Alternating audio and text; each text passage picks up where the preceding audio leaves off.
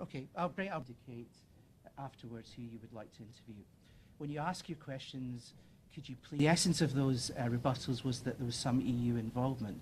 Now, up until that point, it's clear that both the spying allegations, issues of mass surveillance, were not being answered. In fact, the implication was that there was a clear involvement from the NSA. So we need to carefully evaluate those, and I think they are still serious allegations, and the trust issue still remains. So in our inquiry, we need to evaluate, we need to get to the position of trust, and that's still a real problem. But I think we're making progress in the sense that this is a process.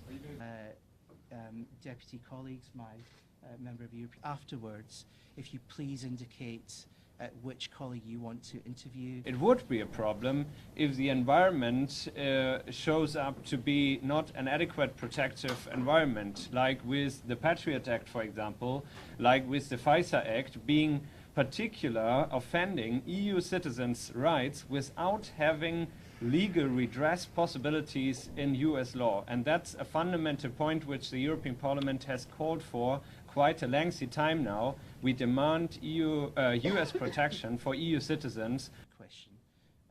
Please go ahead.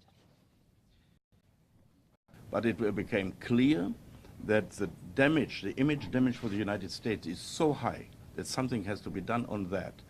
And I hope that it will be successful, because we need messages to our people that without any purpose it cannot be espionage on Merkel or on citizens. It's not just leaders, it's citizens too, which is an important question. And this has to be negotiated, and I have a feeling that in an administration people want to have such a solution. I have the feeling that people in the Congress want to have such a solution, but others who do not want to have the solution, that is also partly an internal American battle to come to such a solution. Well, I'm not sure if you're going to get an agreement from my British colleague, but No, you won't get agreement.